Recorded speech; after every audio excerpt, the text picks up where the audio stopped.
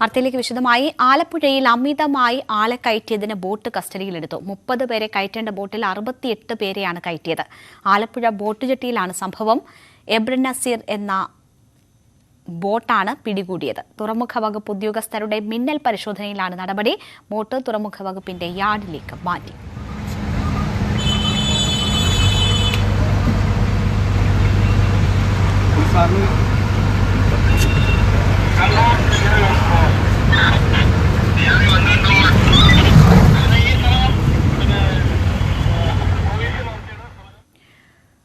തിരുവനന്തപുരം പെരുമാതുറ മുതലപ്പുഴയിലെ മണൽ നീക്കം വിലയിരുത്താനെത്തിയ Adani group harbour engineering ഉദ്യോഗസ്ഥരെ തടഞ്ഞുവെച്ചു. CPM CITU പ്രവർത്തകരുടെ നേതൃത്വത്തിലാണ് തടഞ്ഞുവെച്ചത്.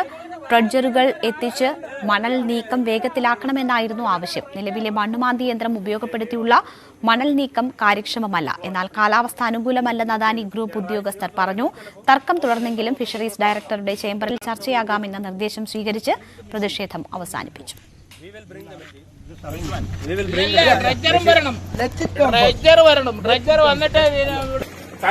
കടലിലോട്ട് നോക്കണം. രണ്ട് സൈഡിൽ കടൽ വളരെ ശാന്തമാണ്.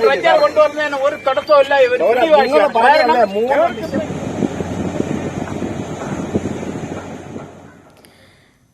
കൊല്ലം പുനലൂരിൽ പൊട്ടിവീണ വൈദ്യുതി കമ്പിയിൽ നിന്ന് വൈദ്യുതാഘാതമേറ്റ് അനാഥാലയത്തിലെ അന്തേവാസി മരിച്ചു. പുനലൂർ ദീനഭവൻ അന്തേവാസി പ്രഭയാണ് മരിച്ചത്. അനാഥാലയത്തോട് ചേർന്ന് പോകുന്ന വൈദ്യുതി ലൈൻ അടുത്തുണ്ടായിരുന്ന പ്ലാവിൽ നിന്നും ചക്ക വീഴുകയും വൈദ്യുതി കമ്പി പൊട്ടുകയുമായിരുന്നു. ഇതറിയാതെ ചക്കയെടുക്കാൻ പോയപ്പോഴാണ് അപകടം. ഇടുക്കി കിഴുകാനം ഫോറസ്റ്റ് ഓഫീസിന് മുൻപിലെ മരത്തിൽ കയറിയ ആദിവാസി യുവാവിന്റെ ആത്മഹത്യാ ഭീഷണി.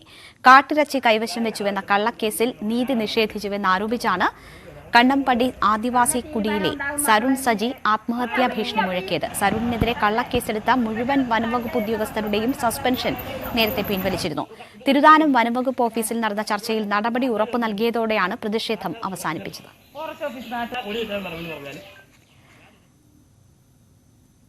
കാസർകോട്ട് ഓടിക്കൊണ്ടിരുന്ന ജീപ്പ് കത്തിനശിച്ചു. യാത്രക്കാർ അത്ഭുതകരമായി രക്ഷപ്പെട്ടു. കാഞ്ഞങ്ങാട് കോട്ടച്ചേരി മേൽപ്പാലത്തിന് സമീപമാണ് സംഭവം. അജാനൂർ ക്രസന്റ് സ്കൂളിലെ ജീപ്പിനാണ് തീപിടിച്ചത്. പുകയുയരുന്നത് കണ്ടപ്പോൾ ജീപ്പിലുണ്ടായിരുന്നവർ ഓടി രക്ഷപ്പെടുകയായിരുന്നു. പിന്നീട് തീ ആളിക്കത്തി. കാഞ്ഞങ്ങാട് നിന്നുള്ള അഗ്നിരക്ഷാസേന എത്തിയാണ് തീ അണച്ചത്.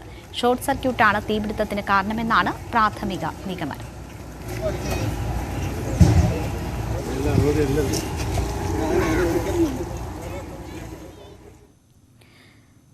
ഇടുക്കി പനംകുട്ടിക്ക് സമീപം വാഹനാപകടത്തിൽ മരിച്ച മങ്കുവ പെരുമാട്ടിക്കുന്നേൽ ഡിയോൺ ഡാൻഡുവിന്റെ മൃതദേഹം രാജമുടി ഡീപോൾ സ്കൂളിൽ പൊതുദർശനത്തിന് വെച്ചു. സഹപാഠികളും അധ്യാപകരും രക്ഷിതാക്കളും ഉൾപ്പെടെയുള്ളവർ യാത്രയയപ്പ് നൽകി. രാജമുടി ഡീപോൾ സ്കൂളിൽ 12ാം ക്ലാസ് വിദ്യാർത്ഥിയാണ് ബൈക്ക് അപകടത്തിൽ മരിച്ച ഡിയോൺ സാൻഡു. കൂടെയുണ്ടായിരുന്ന സുഹൃത്തുക്കൾക്കും ഗുരുതരമായി പരിക്കേറ്റ് രാജഗിരി ആശുപത്രിയിൽ ചികിത്സയിലാണ്. മന്ത്രി റോഷി അഗസ്റ്റിൻ സ്കൂളിലെത്തി അന്തിമോപചാരമർപ്പിച്ചു. പട്ടാമ്പി ശങ്കരമംഗലത്ത് KSRTC ബസും ലോറിയും കൂട്ടിയിടിച്ച അപകടം. 12 പേർക്ക് പരിക്കേറ്റു. പട്ടാമ്പി പെരിന്തൽമണ്ണ റോഡിൽ ശങ്കരമംഗലം വളവിൽ പുലർച്ചെ 2 മണിക്കാണ് അപകടം നടന്നത്. തിരുവനന്തപുരത്ത് നിന്ന് വഴിക്കടവ് വഴി പോകുന്ന KSRTC ബസും മൈസൂരുവിൽ നിന്ന് കോട്ടയത്തേക്ക് പോകുന്ന പെയിന്റ് ലോറിയുമാണ് കൂട്ടിയിടിച്ചത്. പരിക്ക് പറ്റിയവരെ പട്ടാമ്പി താലൂക്ക് ആശുപത്രിയിൽ പ്രവേശിപ്പിച്ചു. 2 പേരെ വിദഗ്ധ ചികിത്സയ്ക്കായി മഞ്ചേരി മെഡിക്കൽ കോളേജ് ആശുപത്രിയിലേക്ക് മാറ്റി. കോഴിക്കോട് നാദാപുരം തലശ്ശേരി പാതയിൽ വാഹനാപകടം. നിയന്ത്രണം വിട്ട ഇന്നോവ കാർ കാൽനട യാത്രക്കാരെ ഇടിച്ചു തെറിപ്പിച്ചു. 2 പേർക്ക് ഗുരുതരമായി പരിക്കേറ്റു. ബംഗാൾ സ്വദേശികളായ മുഹമ്മദ് അക്കാസ്, പിന്റു എന്നിവർക്കാണ് പരിക്കേറ്റത്. കെട്ടിട നിർമ്മാണ തൊഴിലാളികളാണ് ഇരുവരും. ഇന്ന് രാവിലെയാണ് അപകടമുണ്ടായത്. നാദാപുരത്ത് നിന്ന് തലശ്ശേരി ഭാഗത്തേക്ക് പോവുകയായിരുന്ന കാർ ഇരുവരെയും ഇടിച്ചു തെറിപ്പിച്ച ശേഷം റോഡിൽ ഇടതുഭാഗത്തെ വീടിന്റെ മതിൽ ഇടിക്കുകയായിരുന്നു. കാർ ഡ്രൈവർ ഉറങ്ങിപ്പോയതാണ് അപകടത്തിന് ഇടയാക്കിയതെന്ന് ദൃക്സാക്ഷികൾ പറഞ്ഞു.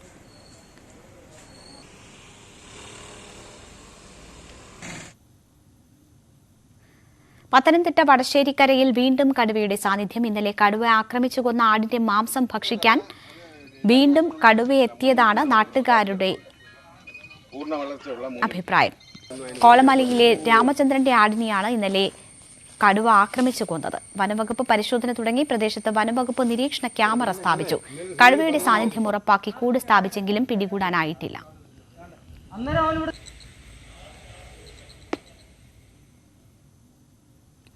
കുമളി ടൗണിന് അടുത്തുവരെ എത്തിയ അരിക്കൊമ്പൻ. ആകാശദൂരമനുസരിച്ച് കുമളി ടൗണിന് 6 കിലോമീറ്റർ അകലെ വരെ അരിക്കൊമ്പനെത്തി. ഇതിനുശേഷം ആനയെ തുറന്നുവിട്ട മേധഗാനം ഭാഗത്തേക്ക് തന്നെ മടങ്ങി. ഇന്നലെ രാത്രിയിലെ സിഗ്നൽ പ്രകാരമുള്ള വിവരങ്ങളാണ് ഇത്.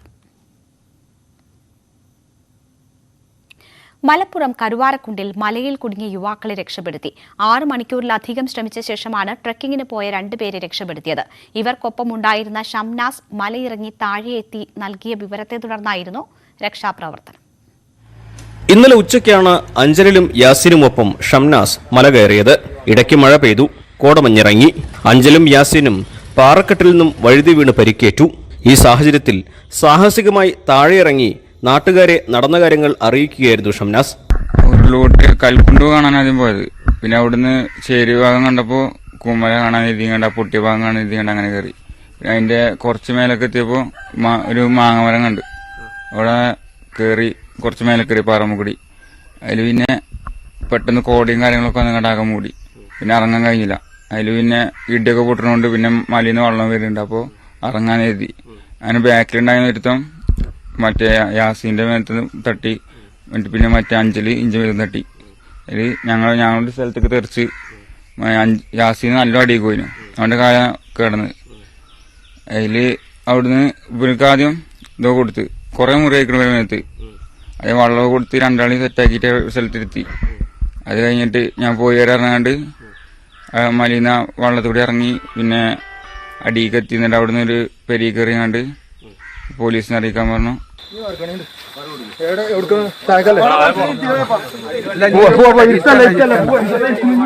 പിന്നെ മണിക്കൂറുകൾ നീണ്ട രക്ഷാപ്രവർത്തനത്തിന് ഒടുവിലാണ് യാസിനെയും അഞ്ചലിനെയും താഴെ എത്തിച്ചത്.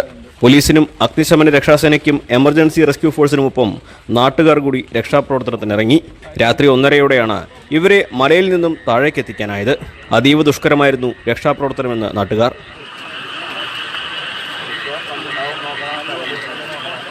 ഒരു തുണി അയച്ചിട്ട് തോളിൽ കെട്ടിയിട്ട് ഏർവാടിയാൾ കുട്ടികളെ കൊണ്ടുപോലെ അതേമാതിരി പിന്നെ കെട്ടിയിട്ട് അതിലിരുത്തിയിട്ട് നല്ല സാഹസികമായിട്ടാണ് അവിടുന്ന് ഇറക്കിയത്.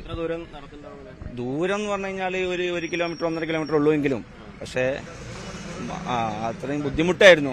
വഴിയൊന്നുമില്ല, ഓടക്കാടുകളും ഇതൊക്കെ ആയിട്ട് വെട്ടിത്തെളിച്ച് 2 മുന്നിലും അങ്ങനെ വഴി ഉണ്ടാക്കിയിട്ടാണ് ഇവിടെ എത്തിക്കുന്നത്. ഷംനാസിനും യാസിനും അഞ്ചലിനും പരിക്കുകളുണ്ട്. ഷംനാസിനും യാസിനും ദേഹത്ത് മുറിവുകളാണെങ്കിൽ അഞ്ചലിന്റെ നടുവിനാണ് പരിക്ക്. കൂമ്പൻമല സൈലന്റ് വാലിയോട് ചേർന്നുള്ള പ്രദേശമാണെങ്കിലും വനത്തിനുള്ളിൽ പ്രവേശിച്ചിട്ടില്ല എന്നാണ് ഇവർ പറയുന്നത്. നടന്ന കാര്യങ്ങൾ ഓർക്കുമ്പോൾ ഞെട്ടൽ വിട്ടുമാറാത്ത ഇവർ പറയുന്നു, ഇനിയില്ല സാഹസിക മലകയറ്റം. അഖിലോട്ടുപാറയ്ക്കൊപ്പം CV അനുമോദ്, ന്യൂസ് 18. കനത്ത മഴയിൽ കോഴിക്കോട് ചെറൂട്ടി റോഡിൽ കെട്ടിടം തകർന്നു വീണു. കച്ചവട സ്ഥാപനങ്ങൾ പ്രവർത്തിക്കുന്ന പഴയ കെട്ടിടമാണ് തകർന്നു വീണത്. ആളപായമില്ല. കോഴിക്കോട് വളയത്ത് പോലീസിന്റെ വ്യാപക പരിശോധന. കഴിഞ്ഞ ദിവസം പ്രദേശത്ത് ശക്തമായ സ്ഫോടനം നടന്നിരുന്നു. ഡിവൈഎസ്പി VV ലതീഷിന്റെ നിർദ്ദേശപ്രകാരമാണ് പരിശോധന നടത്തിയത്. ആൾതാമസമില്ലാത്തതും കാട് മൂടിക്കിടക്കുന്ന പറമ്പുകളിലുമാണ് പരിശോധന. സ്ഫോടനം നടന്നയുടൻ സംഭവസ്ഥലത്ത് നിന്ന് 2 പേർ സ്കൂട്ടറിൽ രക്ഷപ്പെട്ടതായി പോലീസിന് വിവരം ലഭിച്ചിട്ടുണ്ട്.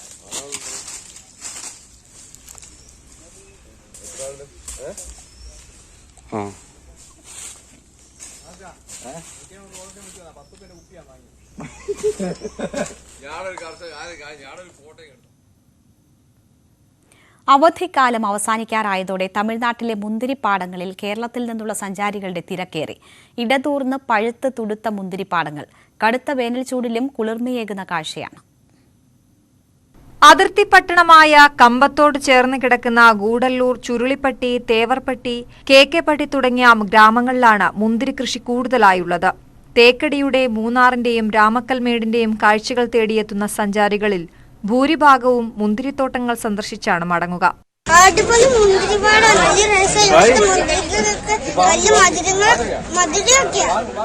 കറുത്ത മുന്തിരിയാണ് തമിഴ്നാട് അതിർത്തി ഗ്രാമങ്ങളിൽ കൂടുതലായും കൃഷി ചെയ്യുന്നത്. നവംബർ, ഡിസംബർ മാസമാണ് പ്രധാന വിളവെടുപ്പ് കാലം. വർഷത്തിൽ 4 തവണ വിളവെടുക്കും. നിലവിൽ മിക്ക തോട്ടങ്ങളിലും വിളവെടുപ്പ് പൂർത്തിയാക്കി അടുത്ത കൃഷിക്കുള്ള ഒരുക്കങ്ങൾ തുടങ്ങിയിട്ടുണ്ട്. ന്യൂസ് 18 ഇടുക്കി. ഇടുക്കി ഇരട്ടയാർ ജലാശയ തീരത്തെ മനോഹരമാക്കി ഒരു പൂക്കാലം കൂടി വിരുന്നെത്തിയിരിക്കുകയാണ്. ജലാശയത്തിലെ ഓളപ്പരപ്പിലേക്ക് മുഖം നോക്കി പൂത്തുലഞ്ഞു നിൽക്കുകയാണ് കണിമരുത്. എതിർദിശയിൽ പൂവാക. അത് കാഴ്ചകളിലേക്ക്.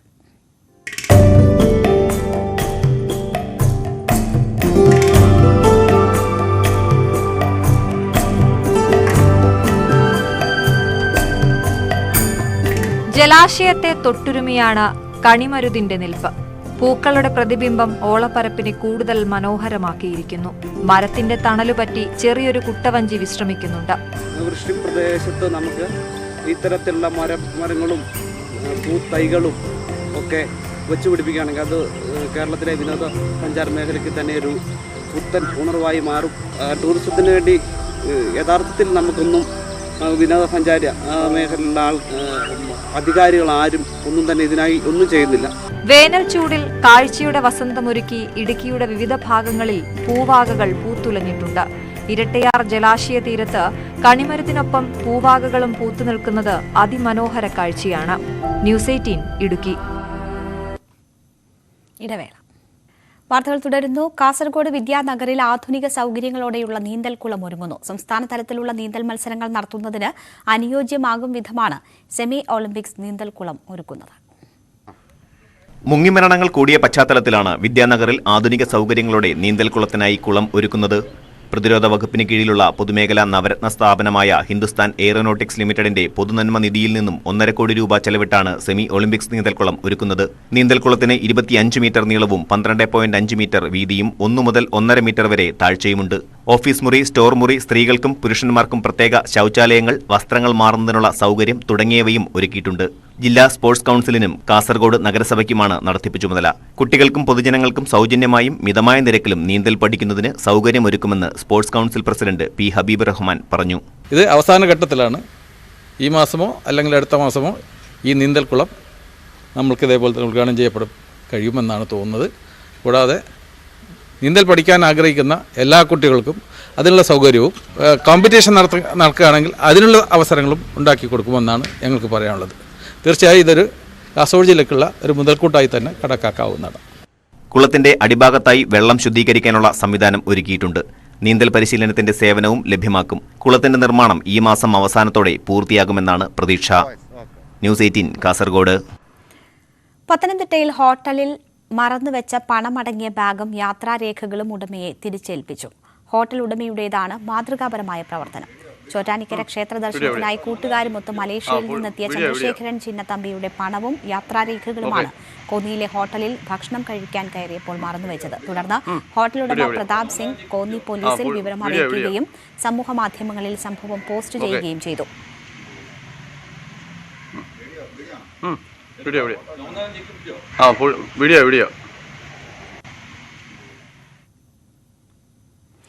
കണ്ണൂർ പാടിച്ചാലിൽ ഒരു കുടുംബത്തിലെ കൂട്ടമരണത്തിൽ പോസ്റ്റ്മോർട്ടം റിപ്പോർട്ടിലെ വിവരങ്ങൾ പുറത്ത്. 2 കുട്ടികളെ കൊലപ്പെടുത്തിയത് ഭക്ഷണത്തിൽ അമിതമായി ഉറക്ക ഗുളിക കലർത്തിയാണ്. ശ്രീജയുടേതും ഷാജിയുടേതും മൂത്തമകൻ സൂരജിന്റേതും തൂങ്ങി മരണമെന്നും പോസ്റ്റ്മോർട്ടം റിപ്പോർട്ടിൽ പറയുന്നു. കഴിഞ്ഞ ദിവസമാണ് ഒരു കുടുംബത്തിലെ 5 പേരെ മരിച്ച നിലയിൽ കണ്ടെത്തിയത്. മക്കളെ കൊലപ്പെടുത്തിയ ദമ്പതികൾ ആത്മഹത്യ ചെയ്യുകയായിരുന്നു. ഇടുക്കിയിലെ തേയിലത്തോട്ടം തൊഴിലാളികളുടെ ദുരിതത്തിന് ഇനിയും പരിഹാരമായിട്ടില്ല. മെച്ചപ്പെട്ട ജീവിതത്തിനും ശമ്പള വർധനവ് ആവശ്യപ്പെട്ടും ഇവർ ഇന്നും സമരത്തിലാണ്. ഇടുക്കിയിലെ തേയില കർഷകരും തൊഴിലാളികളും പ്രതിസന്ധിയിലാണ്. പീരുമേട്ടിലെ തേയില വ്യവസായത്തിന് 200 വർഷത്തിലധികം പഴക്കമുണ്ട്. ബ്രിട്ടീഷുകാരാണ് പീരുമേട്ടിലെ മലനിരകളിൽ തേയില വെച്ചു പിടിപ്പിച്ച് വൻ വ്യവസായമായി തേയിലയെ വളർത്തിയത്. എന്നാൽ അന്താരാഷ്ട്ര വിപണിയിൽ കേരളത്തിലെ തേയിലയുടെ കയറ്റുമതി കുറഞ്ഞതും വ്യവസായത്തിന് തിരിച്ചടിയായി. തേയില കർഷകരെ സംബന്ധിച്ചിടത്തോളം ഉൽപാദനം കൂടുമ്പോൾ പച്ചക്കൊളുന്തിന് വില ഇല്ല. ഇപ്പോൾ പച്ചക്കൊളുന്തിന് കിട്ടുന്ന വില 12 രൂപയാണ്. ചെറുകിട കമ്പനികൾ വിപണിയിൽ മറ്റു വലിയ കമ്പനികളുടെ തേയിലയുമായി മത്സരിക്കാൻ കഴിയാതെ വന്നതോടെ തേയിലപ്പൊടി ഉൽപാദനം നിർത്തിയ അവസ്ഥയുമുണ്ട്. ഒരു രീതിയിലും വ്യവസായം മുന്നോട്ട് കൊണ്ടുപോകാനാകാത്ത സ്ഥിതിയാണെന്ന് തോട്ടം ഉടമകളും പറയുന്നു. സ്ത്രീ തൊഴിലാളികളാണ് തേയിലത്തോട്ടത്തിൽ ജോലി ചെയ്യുന്നവരിൽ അധികവും. പീരുമേട്ടിലെ തേയിലത്തോട്ടങ്ങളിൽ തൊഴിലാളികൾ ജീവിത നിലവാരം ഉയർത്തുന്നതിനും ശമ്പള വർധനവും ആവശ്യപ്പെട്ട് സമരമുഖത്താണെന്നും തേയില വ്യവസായം തന്നെ സംരക്ഷിക്കുന്നതിനാവശ്യമായ നടപടികൾ ഉണ്ടാകണമെന്നും HRPE union working president PK Rajan പറഞ്ഞു. തോട്ടം തൊഴിലാളികളുടെ ശമ്പള വർധനവുമായി ബന്ധപ്പെട്ട് തൊഴിലാളികൾ 17 മാസം പിന്നിട്ടിട്ടും സംസ്ഥാന ഗവൺമെൻറ് അതിനുവേണ്ടി ഒരു നടപടിയും സ്വീകരിക്കാത്തതിൽ പ്രതിഷേധിച്ചുകൊണ്ട് സംസ്ഥാന വ്യാപകമായി തേയിലത്തോട്ടം തൊഴിലാളികൾ ഒരു സമരത്തിൻ്റെ മുഖത്താണ്. പല തോട്ടങ്ങളിലും സമരങ്ങൾ നടക്കുകയാണ്. 5000-ത്തിലധികം ചെറുകിട കർഷകരുടെയും 10,000-കണക്കിന് തൊഴിലാളികളുടെയും ഉപജീവനമായി കണ്ട് തേയില വ്യവസായത്തെ സംരക്ഷിക്കാൻ കേന്ദ്ര സംസ്ഥാന സർക്കാരും ടീ ബോർഡും തയ്യാറാകണമെന്നാണ് ഈ മേഖലയിൽ ഉള്ളവരുടെ ആവശ്യം. ന്യൂസ് 18 ഇടുക്കി. വയനാട്ടിൽ നിന്നുള്ള ഒരു സേവ് ദ ഡേറ്റ് വീഡിയോ വൈറലാകുന്നു. പണിയ ഭാഷയിൽ നിങ്ങളാ കല്യാണാഞ്ചു എന്ന പേരിൽ തയ്യാറാക്കിയ വീഡിയോയാണ് ഇപ്പോൾ ശ്രദ്ധ നേടുന്നത്. ന്യൂസ് പീപ്പിൾ എന്ന ഓൺലൈൻ മാധ്യമ സ്ഥാപന ഉടമയായ അവനീതിനായി സുഹൃത്തുക്കളാണ് വീഡിയോ തയ്യാറാക്കിയത്.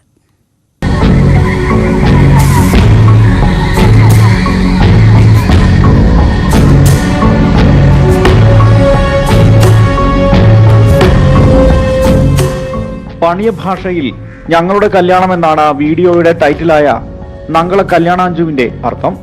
ഗോത്രവിഭാഗമായ പണിയ സമുദായത്തിലെ തനതാചാരങ്ങൾ ഉൾപ്പെടുത്തിയാണ് വീഡിയോ തയ്യാറാക്കിയത്. ഗോത്രവിഭാഗങ്ങളിൽ നിന്ന് പുറത്തുള്ളവർക്ക് പരിചിതമല്ലാത്ത ആചാരങ്ങളാണ് അവനീതിന്റെയും അഞ്ജലിയുടെയും സേവ് ദ ഡേറ്റ് വീഡിയോയ്ക്ക് ശ്രദ്ധ നേടിക്കൊടുത്തത്.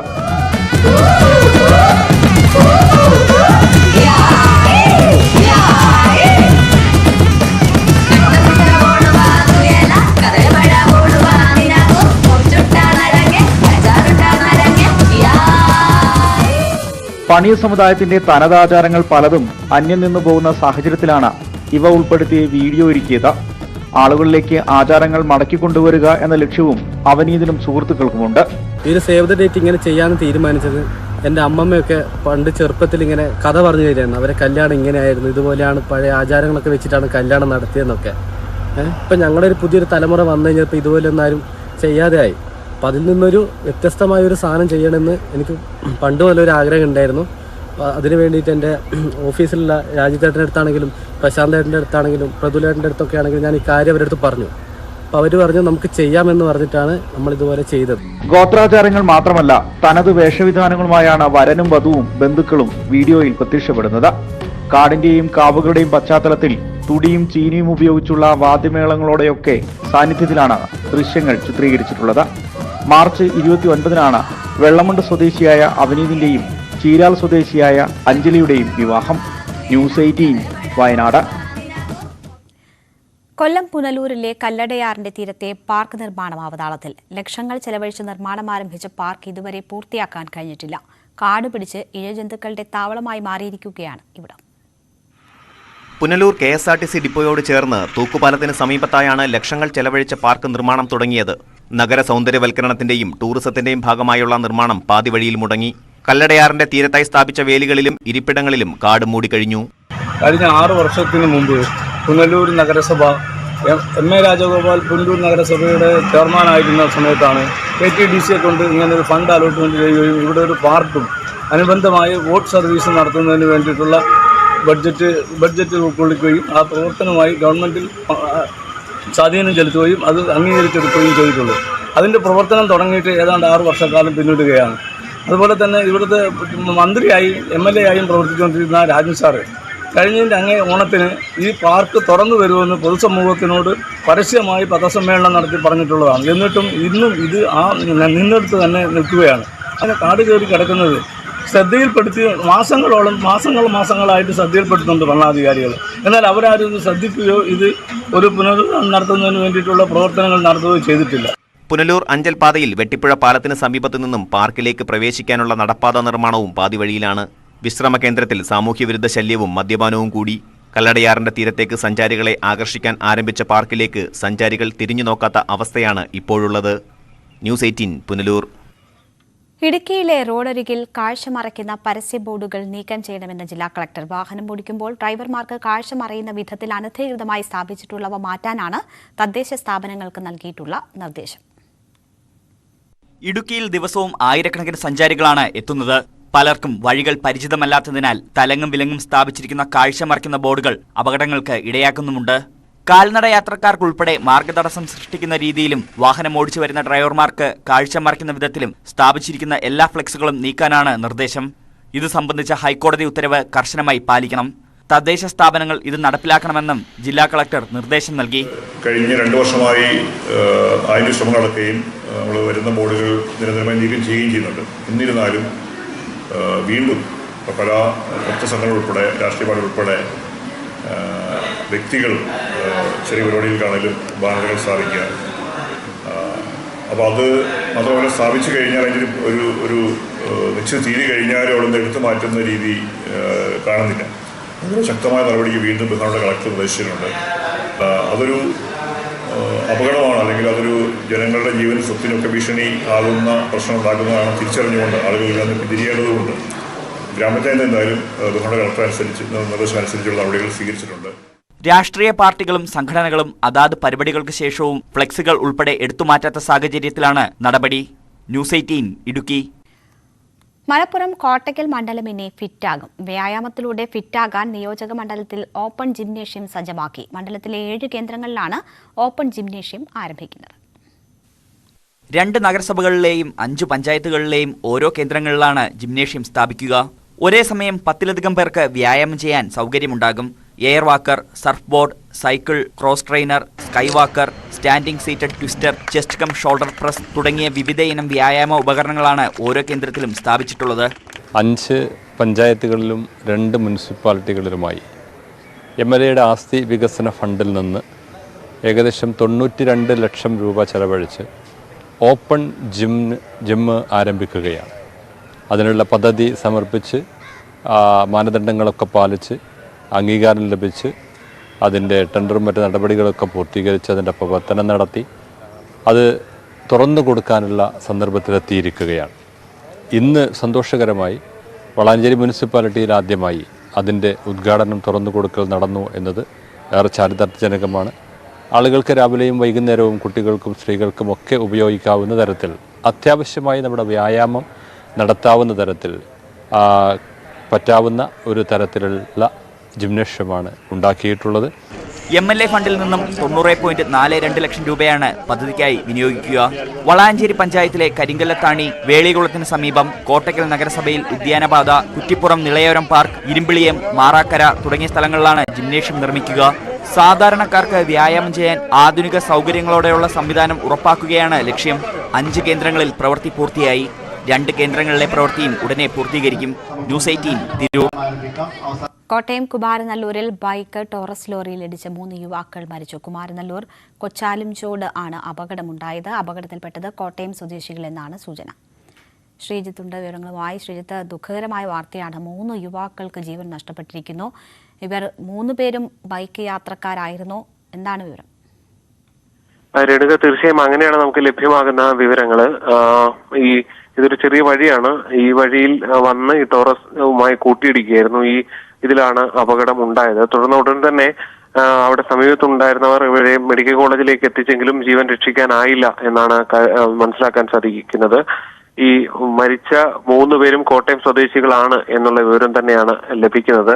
ഒരാൾ സംക്രാന്തി സ്വദേശിയായ ഫറൂഖ് ആണ് എന്നുള്ള വിവരവും ലഭിക്കുന്നുണ്ട്. ഇക്കാര്യങ്ങളെല്ലാം അന്തിമമായ ഒരു സ്ഥിരീകരണം വരാനിരിക്കുന്നേ ഉള്ളൂ. എന്തായാലും നിലവിൽ മൃതദേഹം കോട്ടയം മെഡിക്കൽ കോളേജ് ആശുപത്രിയിലാണുള്ളത്. രേണുക. ശരി, ജി ശ്രീജിത്താണ് വിവരങ്ങൾ നൽകിയത്. ഇനി ഇന്നത്തെ സ്വർണ്ണം, വെള്ളി, പ്ലാറ്റിനം നിരക്കുകൾ. ഇന്നത്തെ സ്വർണ്ണവില ബ്രോട്ട് യു ബൈ അനധികൃത വിൽപ്പനക്കാരിൽ നിന്നും സ്വർണ്ണം വാങ്ങി ഇനി ആരും വഞ്ചിതരാവരുത്. ദരഗൻസ് റോയൽ ജ്വല്ലറി, കുന്നംകുളം. സ്വർണ്ണം ഗ്രാമിന് 5570 രൂപ, പവന് 44,560 രൂപ, വെള്ളി ഗ്രാമിന് 77 രൂപ, കിലോയ്ക്ക് 77,000 രൂപ, പ്ലാറ്റിനം ഗ്രാമിന് 3,827 രൂപ. ദരഗൻസ് റോയൽ ജ്വല്ലറി ഇന്നത്തെ സ്വർണ്ണവില ബ്രോട്ട് യു ബൈ അനധികൃത വിൽപ്പനക്കാരിൽ നിന്നും സ്വർണ്ണം വാങ്ങി ഇനി ആരും വഞ്ചിതരാവരുത്. ദരഗൻസ് റോയൽ ജ്വല്ലറി, കുന്നംകുളം. നാട്ടുവർത്തമാനം പൂർണ്ണമാകുന്നു. നമസ്കാരം.